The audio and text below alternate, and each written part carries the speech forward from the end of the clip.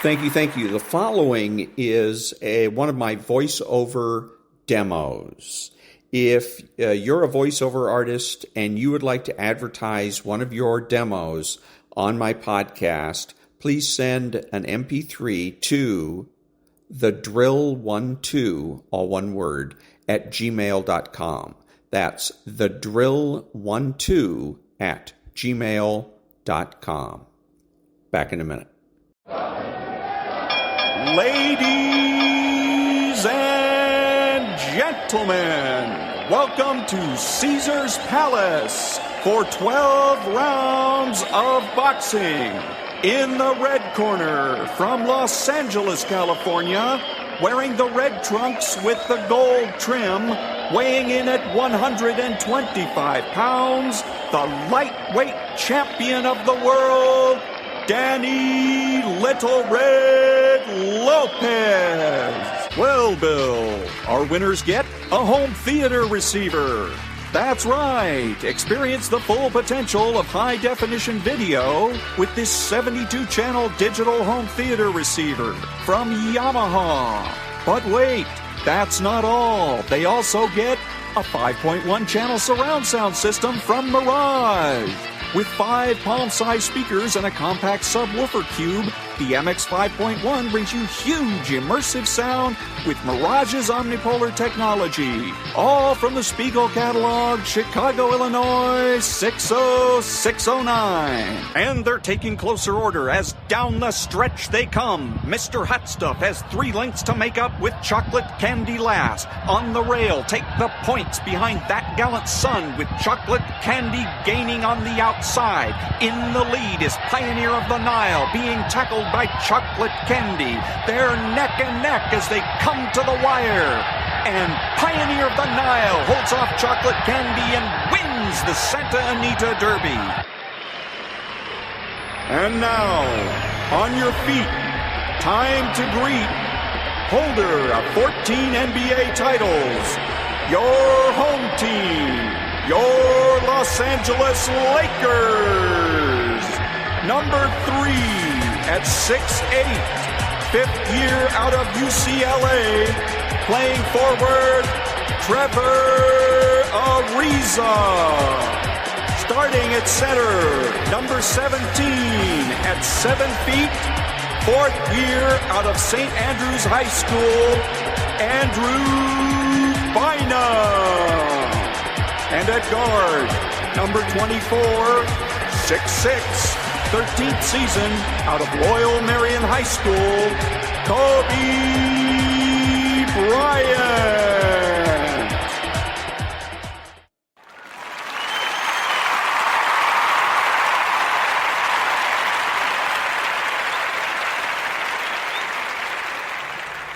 I'm a musical comedian, something that I told to a girl on a date recently, to which she affectionately responded, "That's the single biggest red flag I've ever heard in my life."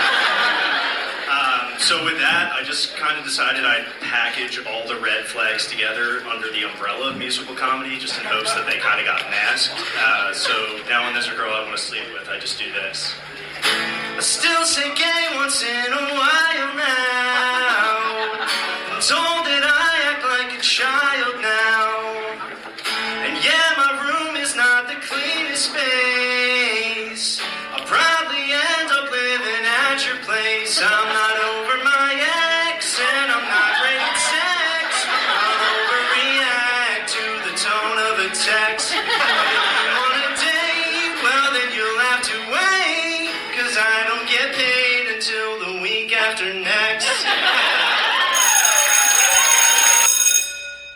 Good morning. It's Monday, Talk Radio Monday, September the 30th, and this is The True Conservative. Welcome to all the butchers, bakers, and candlestick makers out there. I'm Ron, your host, and the only true conservative in the United States today. So today, after the Serenity Prayer and the patriotic song of the day, we will have the patriotic shorts, motivation, Bishop Barron, Ayn Rand, the 33 strategies of war, and Talk Radio's America. All that and more when I get back.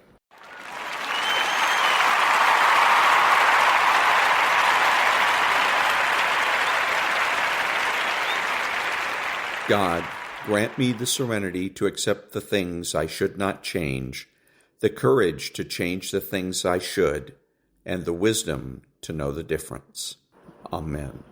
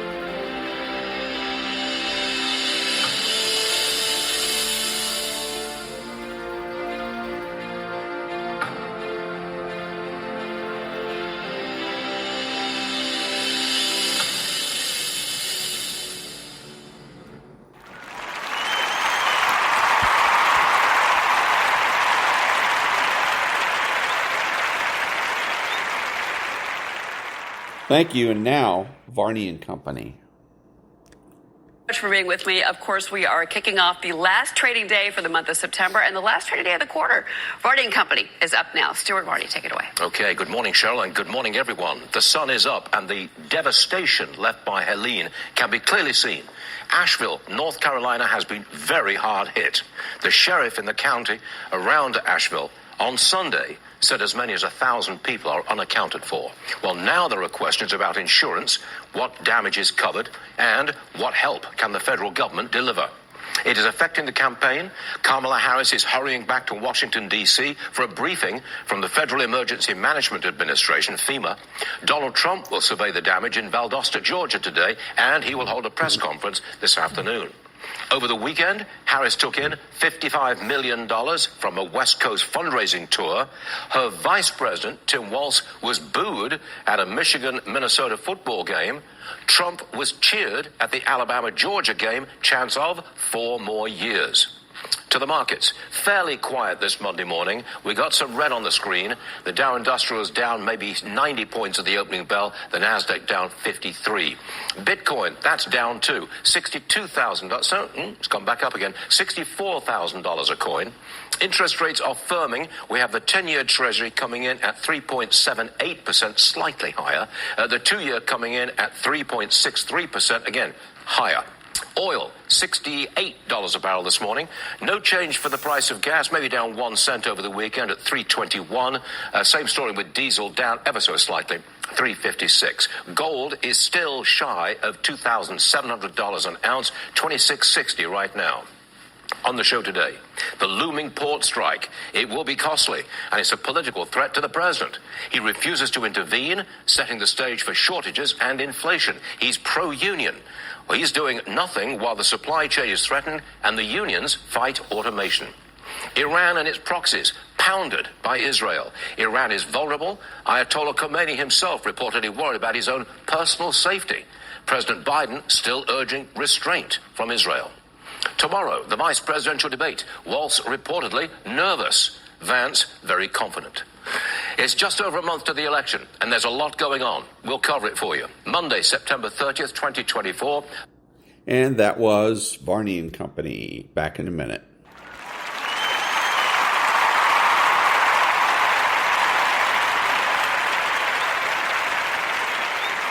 Thank you. And now, about a minute of Bill Maher. Everybody who talks about Israel these days is just so full of shit. I mean, we're just not, I don't want children to die. Duh, who does?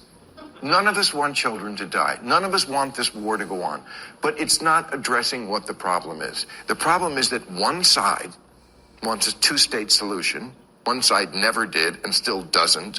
One side uses terrorism to get their goals. One side retaliates against terrorism. One side is accused of genocide but doesn't do it. The other side actually would love to do it. People keep saying Israel has the right to defend itself. That's not, and then whenever Israel does, they object to it. And that was Bill Maher. Back in a minute.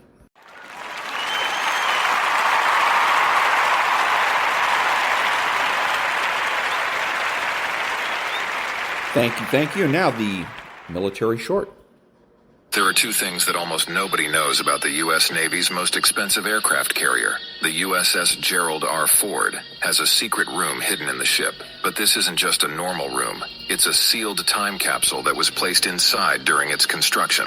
On July 11th, 2013, Susan Ford Bales, daughter of President Gerald R. Ford, selected items like sandstone from the White House, Navy coins, and aviator wings. The capsule was welded shut inside a small room, but that's not all. While the Gerald R. Ford is known for its advanced military technology, it has a food operation that will blow your mind. For the ship's 239-day maiden deployment, they had 48,000 dozen eggs, 24,000 gallons of milk, 130,000 hamburgers, 367,000 pounds of chicken, and 79,000 chocolate chip cookies. With these, the ship's kitchen team prepared and served 3.1 million meals. And that was the patriotic short. Back in a minute.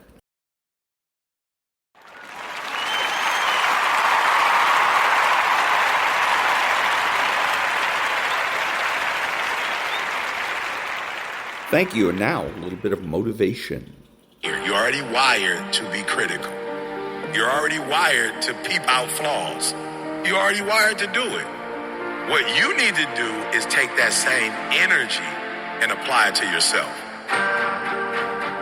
You have to go intentional and deliberate. How many times do I criticize others versus how many times I criticize myself? How many times do I try to correct others? How many times do I correct myself? If it don't drive you, don't want that.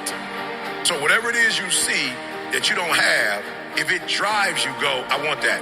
And then you got to change. But you can't say you want that and you don't want change. Anytime you want anything you don't have, you have to do something to get that, because if you were the person that could have it, you'd already have it. You'd have it already. You don't have it, and so you want it. So you have to become something different. You didn't have that, but you went after it. Be clear. What do you want? What do you want specifically? Like, you need to be clear on what you want. And I was willing to go through whatever I had to go through to get what I wanted. I knew what I had. That's not what I wanted. It doesn't matter how I'm living right now, because how I'm going to live. And so it's difficult for you because you don't have no clarity. You're going to figure out who you are, why you tick, what you do, and then you're going to be able to take who you are and what you do and make money. I want you to be brave enough when something's not working, do it right. You can't keep doing what you were doing before because you're losing. But if you can't implement the necessary changes in your life, you won't be able to improve yourself or your situation. If you want to change your situation, you got to get in new information. I just knew what I wanted. I knew what I wanted. I was clear on it. I'm committed, but I don't know that I'm convicted. Here's what I want y'all to know. We have to be careful, because some of us get an attitude because we're looking for things that people who are convicted get when we just committed. But I just want you to stop expecting what people with convictions have when you just committed. Stop doing that. Because now you mad. Like, oh, okay, so coach ain't going to start me. You just committed. You ain't got no conviction to the game. You just play when it's time to play. That person is up all day, every day, running, lifting weight. Michael Jordan was convicted about basketball. Kobe was convicted about basketball. That's why Mike is who he is. Not because he was the greatest ever, but the conviction that, didn't nobody want it as bad as he wanted. He was convicted. Some of us, we let our feelings, I ain't feeling it. I'm not with it. That's why I know I'm not convicted to run it. Because I always run when I feel like it. I ain't never missed a day when I felt like it. I've never run, though, when I've not felt it. One of the things you have to do is operate in conviction and not commit. If you gonna win, if they gonna put your name and a number up there, you just can't play this game because there are other teams that want to do exactly what you gotta do. So what you gotta do in practice is 1, 2, 3. In practice. If you can't dominate in practice, you can't dominate when the lights come on. I get up every morning at 3 o'clock. I dominate at 3 o'clock in the morning. I dominate when everybody's asleep. I dominate at 4 in the morning, 6 in the morning. At 8, I go back to bed. Why? Because y'all just getting up. But I'm committed to it. Your everyday routine is clarity. Come on, we have a vision. We have a mission. We have a visionary. We have a mission. Our goal is to move the needle, not surround ourselves with loyal people who ain't competent. Because I see your true colors. A trial or a tribulation hit, and now you wondering if I'm going to do what I said I'm going to do, so now you're going to switch the game up. Okay. I want you to see where you are so you can make the adjustment. I need you to eat, sleep, breathe, dominate. We're not playing to the level of our competition no more. Everything you do is going to be in a way that nobody else does. Paying attention, being locked in and focused. Paying attention, being locked in and focused. Listen to me very closely. I take it personal when I do what I do. I don't care who we going up against. 1, 2, 3. Wake up every single day. I was here before I was here. I was up this morning here. I've been here before. I was in this spot right here. I was talking from right here. I envisioned it. I saw it already. You can't win it if you can't see it. You cannot be a prisoner to your preference. You cannot be a prisoner to your own preference, meaning that just because it's what you prefer, if you lose it, you lose it. Period. And so you don't make your preference the God. You make winning or losing the God. So if you're losing, you have to do something different so that you can win. You have to self-assess. And you can't let you off the hook because it's you. It's two of y'all. It's a winning you and a losing you. And you do deserve to be a winner. When you're trying to score a touchdown, there are individuals designed to stop you from scoring a touchdown. That's their job. They're supposed to stop you. Your job is to not care about them trying to tackle you, and you keep moving forward. You dominate when you feel like it, and you dominate when you don't feel like it. I've dominated my sleep pattern. I've dominated my laziness. I've dominated procrastination. Where I go, stuff happens. I dominate. There are no shortcuts. Discipline is you do it so long and so hard, and you're so passionate about it that even when you don't feel like it, you still operate at the highest level. I dominate. And I realize that most of you in the room, the reason why you're not going to get to where you're supposed to get to is because you don't know how to get there. Now, the other thing I've noticed is that people who have more clarity have more conviction. And you start like, oh man, I want that. I want it. Like I want that experience, but you don't change as a human, so you can't get that experience. Like it's not possible for you to have it. You can't change your life without changing your mind, bro. You have to play to win. You have to be competitive. Wherever you are, whatever your space is, this is my space right here. You have to be competitive. Whether you like it or not, whether you feel comfortable or not. And you have to get into a space where you got that dog. is not for the weak at heart. You can't always be the most talented in the room. You can't always be like naturally gifted, naturally talented. But watch this. You can be the most competitive. I'm saying y'all don't get it. You got to wake up every day and compete. You got to go after it. I'm saying people don't get it, bro. It's crazy. People want change more than they want change. Yeah. It's the craziest thing, bro.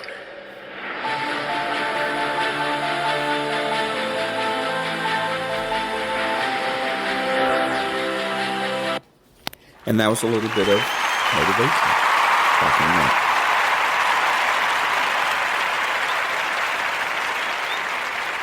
Thank you. And now a little bit of meditation, some brown noise traveling in outer space.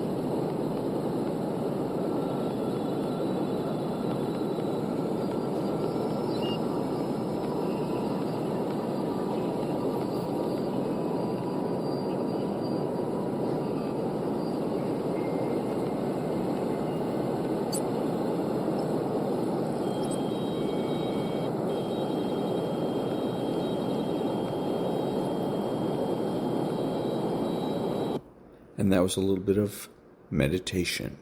Back in a minute.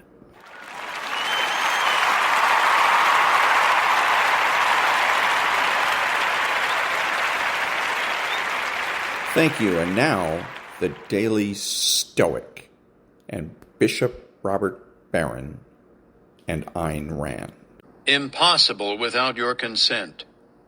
Today I escaped from the crush of circumstances, or better put, I threw them out, for the crush wasn't from outside me, but in my own assumptions. Marcus Aurelius, Meditations 9.13. On tough days, we might say, my work is overwhelming, or my boss is really frustrating. If only we could understand that this is impossible. Someone can't frustrate you. Work can't overwhelm you. These are external objects, and they have no access to your mind. Those emotions you feel, as real as they are, come from the inside, not the outside. The Stoics use the word hypolepsis, which means taking up of perceptions, thoughts, and judgments by our mind. What we assume, what we willingly generate in our mind, that's on us. We can't blame other people for making us feel stressed or frustrated any more than we can blame them for our jealousy. The cause is within us. They're just the target.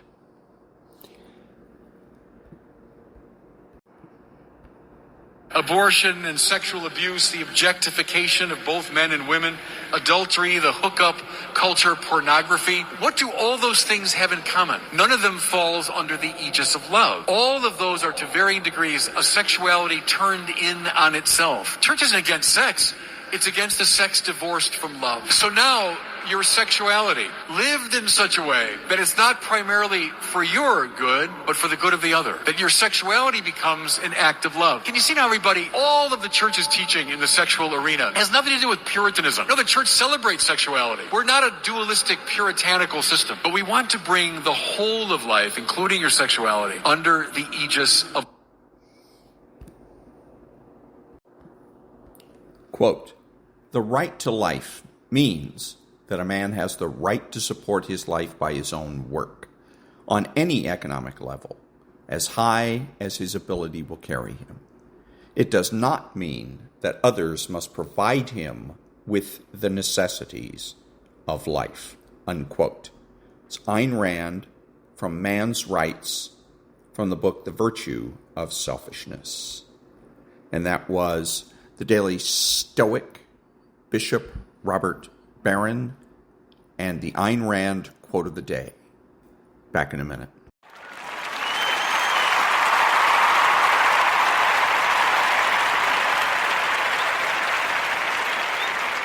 Thank you. And now the 33 strategies of war.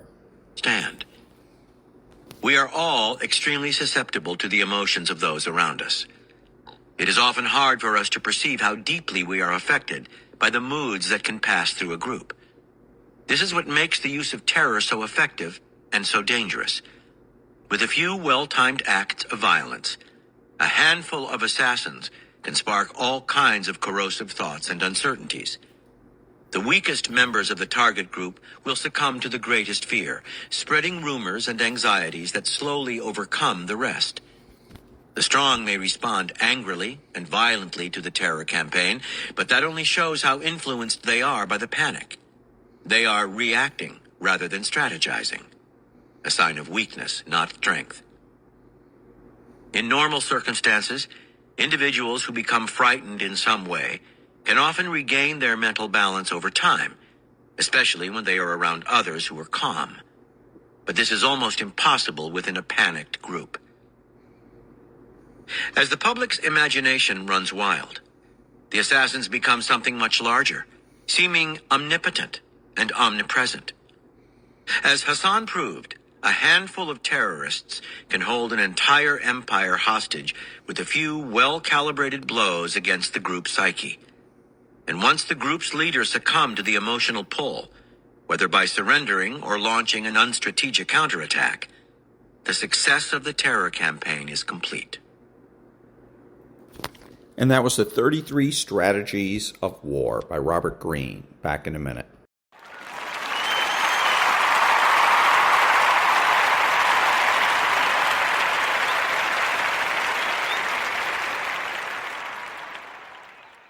Thank you. If you're a Democrat, you should vote Republican and vote for Donald Trump. Why? Because Robert F. Kennedy Jr. is. Back in a minute.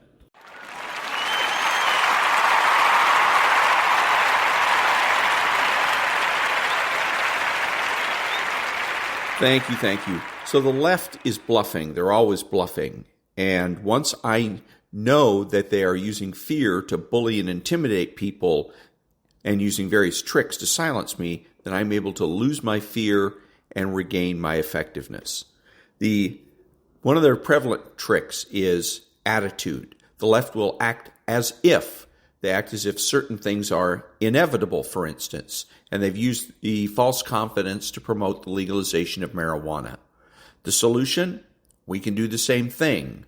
We can act as if the complete abolition of abortion is inevitable. After all, Roe v. Wade is already gone. Back in a minute.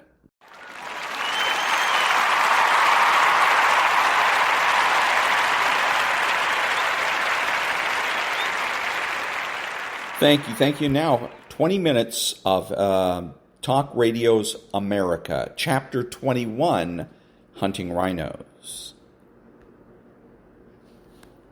21. Hunting Rhinos. Talk radio's sway was always greatest when information about a policy debate or an election was scarce. That meant the impact of talk radio typically was inversely related to the size of the electorate and the importance of the office. In presidential general elections, with massive national electorates and billion-dollar campaigns behind the candidates' messages, talk radio played a relatively small role. At most, it was one source among many, doing its best in a crowded field to sustain listeners' enthusiasm and frame the races. By the 2010s, voters were bombarded with information about the presidential candidates from every direction. The campaigns, which planted ads everywhere from bus kiosks to video games, numberless media sources, including many that usually didn't concern themselves with politics, and social media. In these circumstances, no one source could muscle out all the others in the contest for influence. But at the opposite end of the electoral spectrum, in sleepy Republican congressional primaries, talk radio could have an outsized impact. That's a big part of why talk hosts were able to end the political careers of moderate and pragmatic Republicans. They were exposed in precisely the sorts of elections in which talkers possessed the most clout. House primaries, in particular, featured small electorates heavily weighted toward the types of politically engaged conservatives who spent hours glued to their favorite talk programs.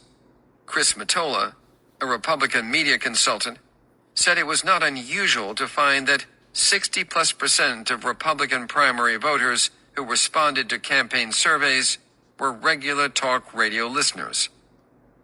In 4 surveys of the 2004 Pennsylvania Republican Party electorate that gave the moderate specter such a hard time, 26 to 35% of respondents said they frequently or sometimes listened to Limbaugh. These data probably understate the primary electorate's talk radio habits, since many Pennsylvanians would have been unable to tune into Limbaugh, who aired in the state from noon to 3 p.m. Counting those who listened during their commutes likely would have shown even greater talk radio penetration among Pennsylvania primary voters. Findings such as these show why talk radio developed into a go-to venue for reaching Republican primary voters. The late Utah Senator Bob Bennett understood that talk radio enabled him to contact a significant slice of the primary electorate for free, which is why he never refused an opportunity to appear on air. Nonetheless, he was one of the Republicans whose pragmatism got the better of him. In 2010, he wasn't even on the primary ballot, after he came in third at the state party convention, behind Tea Party-backed challengers Mike Lee and Tim Bridgewater. As much as a national star could motivate primary voters, prominent local hosts such as Cunningham in Cincinnati, Sykes in Milwaukee, and Nashville's Phil Valentine likely were even more influential in nominating contests. These conservative pillars of the community could focus on a race for weeks, repeatedly dissecting it from every angle. By contrast, a national host could mention a given primary only now and then.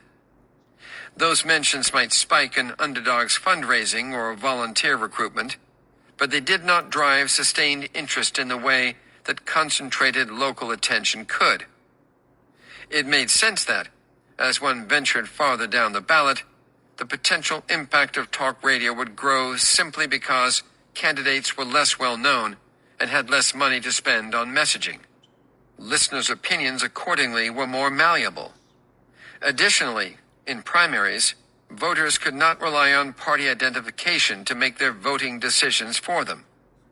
Voters had to do research if they wanted to differentiate one Republican from another. Talk radio provided the information voters were looking for, and the medium's intimacy made it a particularly potent delivery mechanism. When people knew little about the candidates, they naturally relied on what they learned from friends or family, and many listeners considered their favorite hosts to be friends. Talk radio's special impact on primaries also reflected the dynamics of electoral competition in right-leaning districts saturated with listeners. It wasn't that talk radio couldn't be a force in general elections, but in these districts, general elections tended to be uncompetitive, meaning there wasn't much for talk radio to influence in the run-up to November. This had not always been the case. In 1994, when talk radio was coming into its own, 100 Democrats held districts that had voted for President Bush in 1992, fostering conditions for high-impact talk radio right up to Election Day. But by the 2010s, general elections like these were few and far between, making primaries the only game in town. Data limitations make it difficult to quantify the impact conservative hosts have had on Republican primaries. Given the tiny electorates involved in many primaries, it often is not cost-effective to generate polls with sample sizes large enough to produce statistically significant information on voters' media habits. As a result, few pollsters bother querying primary voters on the matter. What little evidence we have about the impact of talk radio on primaries is limited to presidential primaries, which are not at all analogous to congressional primaries, because typically far more is known about the presidential than congressional candidates. But those who have watched talk radio throw its weight around in primaries, including politicians who have been on the receiving end of hosts' criticism, have few doubts about the medium's power. Sympathetic Limbaugh biographer Zev Chaffetz argued that conservative hosts destroyed Skozafava's candidacy, and Castle believed talk radio contributed to his defeat. He pointed out he did especially poorly in Sussex County, home to one of his most vehement and outspoken talk radio opponents. Castle lost his primary by 3,542 votes. In Sussex County, he lost by 5,429. Castle's pollster, Jan van Lohausen, also believed that talk radio deserved credit for the congressman's primary loss. In one of his polls, van Lohausen asked respondents where they got their information. Those respondents who listed talk radio programs as their primary source of information supported O'Donnell by a 56.2 to 43.8% margin. The only other group that favored O'Donnell were respondents who listed online sources. Respondents who got their information from television, radio news, or newspapers overwhelmingly favored Castle. The sample size for this question was too small to provide a statistically meaningful result, but the finding was at least consistent with what pollsters discovered in other surveys. Talk radio listeners tended to be more sympathetic to ultra-conservative candidates than than were Republicans who got their news from other media. Years of political experience left other moderate office holders feeling much like Castle. While the Republican Party writ large saw talk radio as an ally, Sherwood Boehlert, a New Yorker who retired from Congress in 2007, confessed that moderates did not share this view. Rather, they understood that they couldn't ignore talk radio because doing so was perilous. Unlike establishment media, talk radio eagerly gave even obscure primary challenges a platform. Over the years, Boehlert had 5 primary challengers as an incumbent. Talk radio came out against him every time, energizing and encouraging his opponent's supporters to work harder against him. He won by the skin of my teeth. According to the late Representative Steve LaTourette, talk radio gave aid and comfort to aggressive conservative groups such as the Club for Growth and Heritage Action, which don't think that we should have moderate Republicans. These organizations specialized in funding and otherwise supporting primary challenges against insufficiently conservative Republicans. Whatever the empirical evidence concerning talk radio's effect on primary outcomes, Republican office holders perceived the medium as holding sway over voters. And this is what truly mattered when it came to empowering hosts as agenda makers. As long as Republicans thought angry hosts could be their electoral downfall, they would be skittish about policies talkers decried and more likely to adopt the positions they espoused. For, as R. Douglas Arnold explained, re-election is a congressman's dominant goal. This means simply that legislators will do nothing to advance their other goals if such activities threaten their principal goal. If establishment Republicans felt threatened, it was also because talk radio erased 2 of their traditional advantages, high name recognition and the massive fundraising lead that came with incumbency or official GOP support. Hosts got the word out about otherwise unknown candidates and turbocharged fundraising for insurgent hardliners such as O'Donnell. It is hard to overestimate how important the incumbency funding advantage can be, and therefore how significant talk radio can be in equalizing challengers' chances. Andrew Hall's research indicates an incumbency funding advantage of roughly 22 percentage points. If a challenger is able to secure 50% of the funding flowing to their race in the next election as an incumbent, the candidate can expect to secure 72% of the funding in the race. Hall's research also indicates that when the incumbency funding advantage is removed, incumbents can expect their electoral advantage, measured as a share of votes, to drop by as much as half. Hall also suggests that boosting challenger spending, which talk radio does, is the main factor in reducing this electoral advantage. Talk radio also helped upstarts by giving them chances to spread their message even if they lacked the money incumbents could count on. Without much money, candidates have few opportunities to define themselves. A well-capitalized incumbent can easily frame an opponent's candidacy and his or her own through paid advertising. But when unknown candidates lacked money for their own ads, hosts spoke for them and gave them chances to speak for themselves.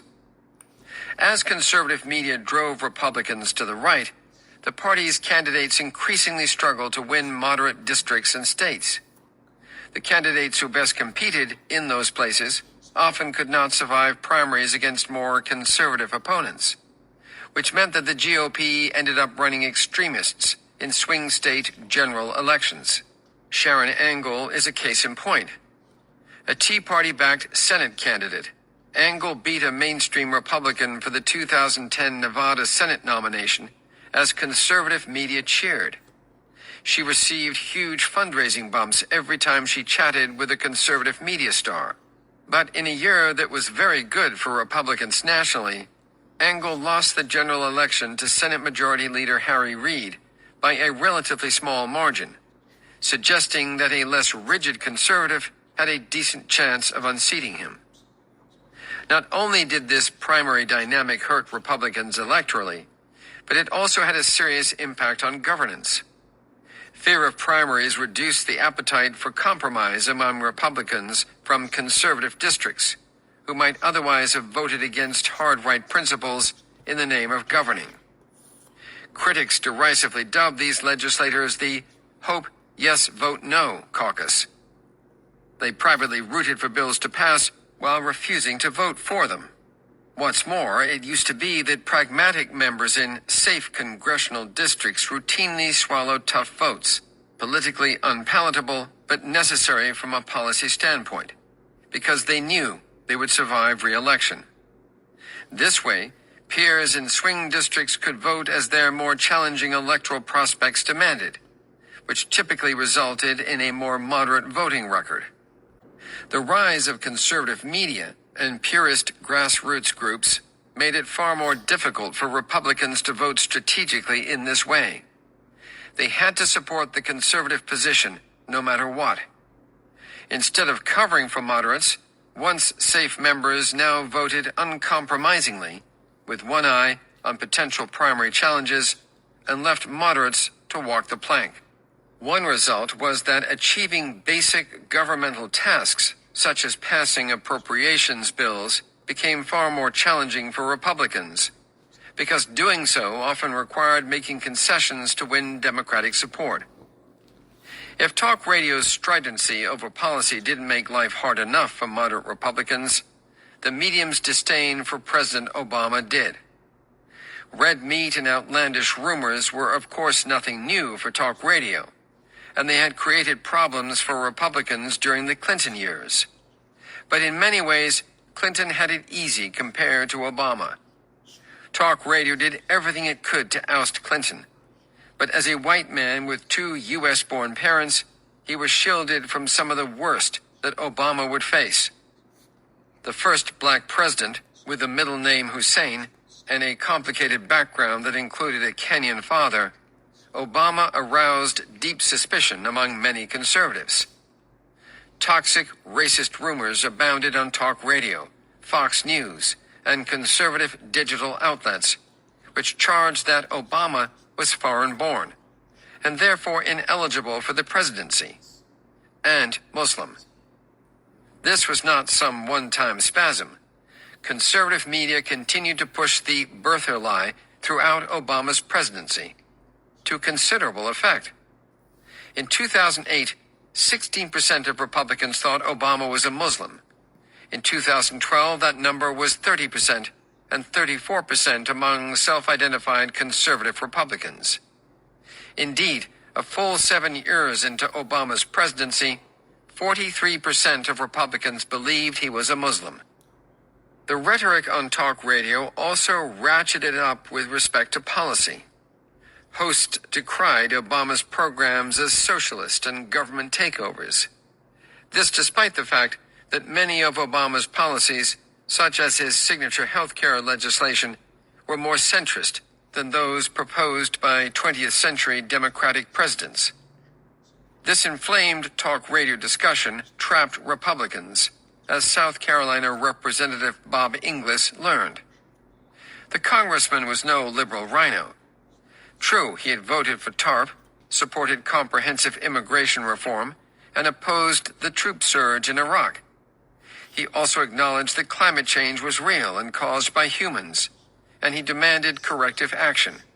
Still, during 6 terms in the House, he compiled a DW nominate score of 0.518, which placed him in the most conservative third of the Republican caucus during his final Congress.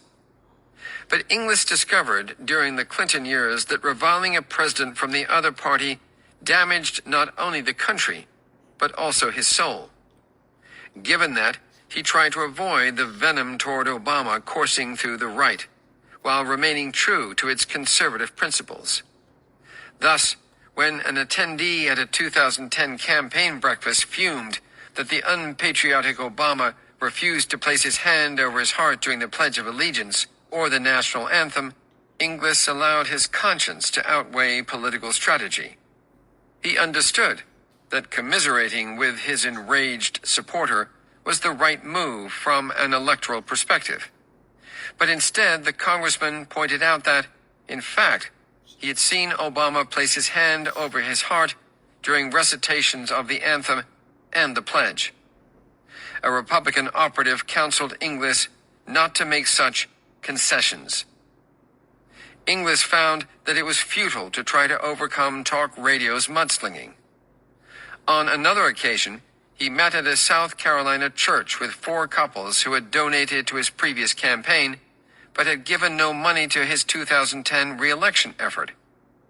He spent an hour and a half trying to persuade them that their worst fears about Obama were not true. In spite of his efforts, one of the donors eventually asked, "Inglis, what don't you get? Obama is a socialist, communist Muslim." These couples repeated what the local morning and afternoon drive talk radio shows had been peddling, and nothing Inglis could do or say would dissuade them. Inglis went on to suffer the second worst primary defeat for an incumbent member of Congress in modern history, netting a mere 29% of the vote in a primary runoff. His unwillingness to embrace talk radio's vitriol toward Obama had angered hosts and left voters crying for the head of a latter-day Benedict Arnold. Inglis's voting record and policy preferences couldn't insulate him from the talk radio buzzsaw. Either he would adopt conservative media's contempt for and lies about Obama, or he would suffer the consequences. That even Inglis could find himself in talk radio's crosshairs demonstrates how successful talk radio and its allies were in weeding out moderates. By the time hosts turned on Inglis, rhinos were an endangered species, and talk radio had to go elsewhere for hunting. Even a strong conservative such as Inglis could be next in line. He espoused a few policy heresies, but most of all, he rejected the conservative media's warfare mentality, and he foundered as a result. And that was Chapter 21, Hunting Rhinos. From Talk Radio's America, How an Industry Took Over a Political Party That Took Over the United States, by Brian Rosenwald and read by Christopher Grove. Back in a minute.